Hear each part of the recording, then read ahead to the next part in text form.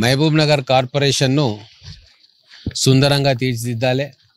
ఇక్కడ నివాసం ఉంటున్న ప్రజలకు అన్ని వసతులతో కూడిన జాగింగ్ పార్కులు, సేద తీరడానికి గ్రీనరీస్ ఉండాలి అని చెప్పి, గ్రీన్ స్పేసెస్ ఉండాలని చెప్పి దాదాపు పట్టణంలో మున్సిపల్ కార్పొరేషన్ నిధులు, ముడా నిధులతోటి 20 పార్కులను డిజైన్ చేసినాం.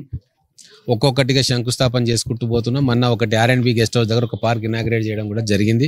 ఈరోజు ₹1 కోటి ఖర్చుతోటి కార్పొరేషన్ మరియు ముడా నిధులతోటి 5 పార్కులను ఈరోజు శంకుస్థాపన చేసుకోవడం జరుగుతూ ఉంది.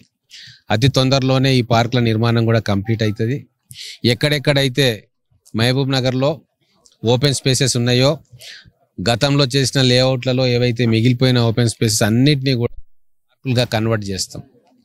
ఆ ఓపెన్ స్పేసెస్ ప్రొటెక్ట్ చేసుకోవడంతో పాటు గతంలో ఎవరైనా ఓపెన్ స్పేసెస్లో అమ్మినా వాటిని రిక్లెయిమ్ చేసుకొని వాటిని కూడా గ్రీన్ స్పేస్గా కన్వర్ట్ చేసే ఆలోచన కార్పొరేషన్కు ఉంది. మనం ఇప్పుడు అన్ని రకాలుగా నిధులను పెట్టి క్లీన్ అండ్ గ్రీన్ సిటీగా మహబూబ్ నగర్ కార్పొరేషన్ చేయాలి.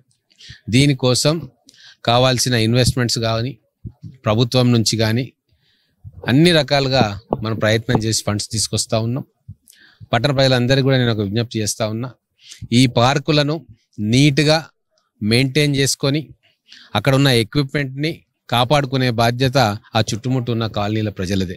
చాలాసార్లు పార్క్ ఓపెన్ చేస్తాం, ఎక్విప్మెంట్ పెడతాం, ఓ 2-3 నెలల తర్వాత దాన్ని ఎవరో దొంగలు ఎత్తుకొని పోతారు. కాబట్టి వాటిని కాపాడుకునే బాధ్యత ఆ కాలనీ వాళ్ళదే. కాబట్టి జాగ్రత్తగా ఒక వాచ్మెన్ పెట్టుకుంటారా, లేకుంటే నిగరాని పెంచుకుంటారా, అంతా వాళ్ళే కాపాడుకోవాలి. మహబూబ్ నగర్ కార్పొరేషన్కు ఇంకా అనేక రకాలుగా కేంద్ర రాష్ట్ర ప్రభుత్వాల నుంచి నిధులు తీసుకొచ్చే అన్ని రకాల ప్రాజెక్టులను తయారు చేస్తూ ఉన్నాం. ఆ నిధులు కూడా త్వరలోనే తీసుకొచ్చి ఇంకా అభివృద్ధి చేస్తాం.